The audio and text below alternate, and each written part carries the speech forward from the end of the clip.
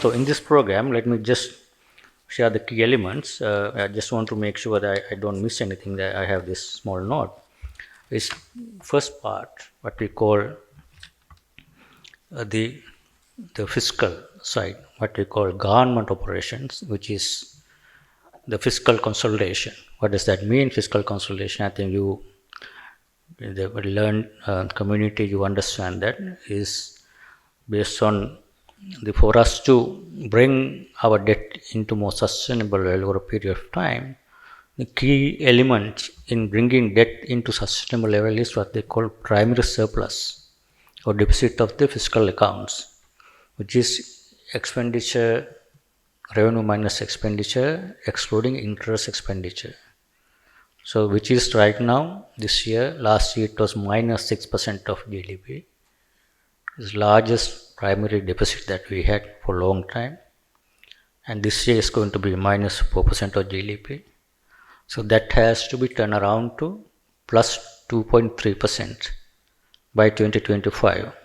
So it's like 6% adjustment in primary deficit or surplus towards from deficit to surplus in about 3 years' time. This is in fact a very sharp adjustment and very ambitious fiscal adjustment.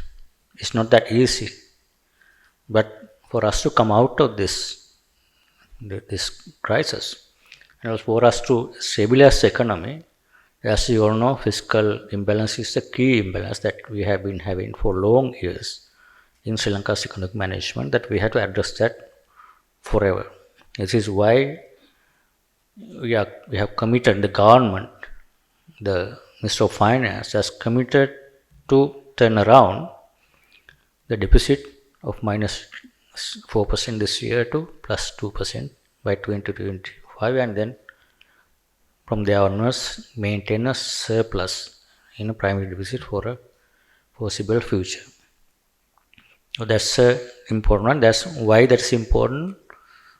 That's a key variable in bringing down debt into a more sustainable level, and this is the contribution, internal contribution, our own government contribution in bringing down debt into more sustainable level. So we have to show a strong commitment from our side that we are committing to a strong adjustment program in terms of fiscal management, so that we can make a significant contribution in bringing down our debt into a more sustainable path.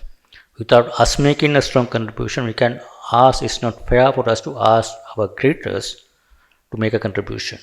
This is the reason why we are making strong commitment, to show that we are strongly committed to adjust our own, kind of imbalances into more favorable balances, so that on that basis, please also make your own contribution on equal basis. That is a key one.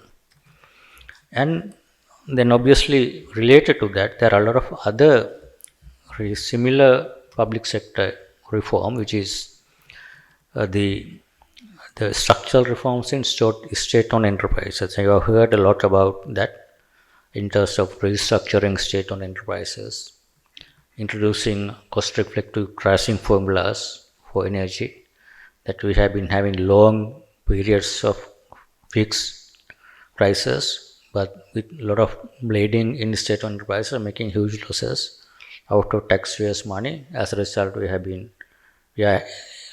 come to a situation now, our fiscal position and also fiscal debt become unsustainable. That also will have to be addressed. And most importantly, when you're going through this difficult, ambitious reforms program, it's obviously in a crisis situation, it's very painful. And on top of that, which means you have to increase taxes, you have to increase a lot of taxes, and also at the same time, government had to increase prices of petroleum, utilities, all this. And you see already that is happening, has already happened a major part, and that will affect with very high inflation.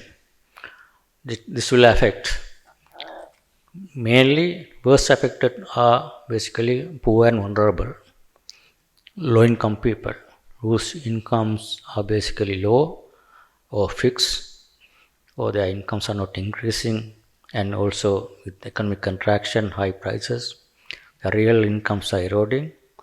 Those will be most affected. So the other key element is to protect the poor and vulnerable. That is important part of the program. So that's we have to ensure the socially poor and vulnerable are protected out of this as a result of these difficult economic reforms we have to undergo in this difficult economic environment.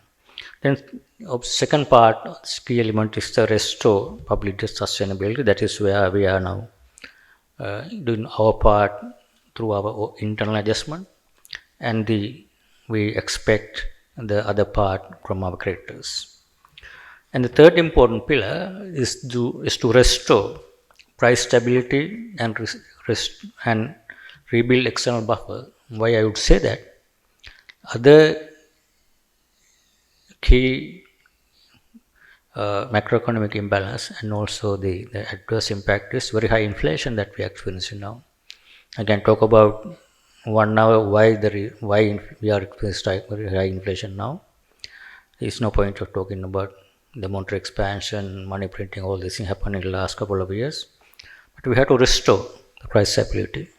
The inflation is 60%, food inflation is 95%. If that goes beyond all those levels and it goes runaway inflation, like we have seen a lot of other countries say in crisis situation like sometimes Zimbabwe, Argentina, all these countries, it goes beyond the control of the Central Monetary Authority, then it's going to be a disaster. No one can do any business if the inflation going about 100%, which means every price of goods and services will be double within 12 months period. Which means you have to increase your wages, your cost of production will be high, then prices will be going up further, and then people won't be able to afford all these things. Currency will be depreciating, and on top of that, we, as a result of the certain measure that we had in the past, we lost our balance supply crisis. We lost our foreign exchange reserves. We came to a situation we didn't have any reserves, not only to meet external debt obligation, but also to meet, payment of foreign exchange for essential commodities like even fuel, all these things. That's why you have seen this situation. So for that we have to, first important part is to curtail the inflation. Now, how do we curtail inflation? We have to raise interest rates. There's no other choice. I hear a lot of things from businesses complaining that we can't do business, we have a lot of unemployment, we can't pay this interest. But you just think about the poor and vulnerable and pensioners, those who are fixed income earners, also live out of their savings or interest income, out of their savings. With the inflation, if they had 100 rupees income last year, 60% inflation means it's eroded by 60%. They have to live 40 rupees this year compared to 100 rupees that they had last year. Unless they increase their income, is not possible in this kind of economic environment. So that's where people are asking why banks can't bring down the interest rates. You look at, banks are basically intermediary function. They take from depositors and give loans to the borrowers. Can we afford for the depositors to pay for the borrowers? It's no longer, they are not in a position to give that subsidy, although we gave that subsidy during the COVID time, but it's no longer affordable now. So we have to live with this high interest rates environment until inflation comes down. And also the part is we have to build our foreign reserves so that we can manage the exchange rate, at least prevent that sharp fall of the currency, sharp depreciation we have seen in from month of March, April. Somehow we brought some sanity and control through various mechanisms. But for us to have a sustainable solution, we need to build up our foreign exchange positions. That is the next key element of this the IMF program, that we have presented a program how we build up external reserves, how we bring down the inflation. That's another important third element. And fourth part is, in this kind of situation, obviously banks, financial safeguard financial system stability.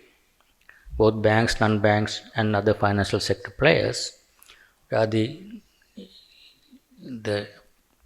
the financial institutions play a major role in intermediating the financial services, that we don't want any stress, further stress on financial sector, especially given already the economic contraction, that they are having a stress in terms of inability of some of the creditors paying their loans back, rising NPLs, or needs for recapitalization. So we need to protect the financial sector so that economy can function smoothly even under difficult circumstances. Then there are other parts in order to talk about the reduce corruption and vulnerabilities. There are certain measures that we agreed with the IMF to address that part. There are a lot of talk about the corruption and vulnerabilities, and also the after we come into a certain situation, then we have to enhance our capacity to grow. That is, which means growth enhancing reforms. So that's basically, there are several other structural reforms to enhance our ability to grow and increase the capacity of the country to grow faster. That's basically the key elements of the IMF program.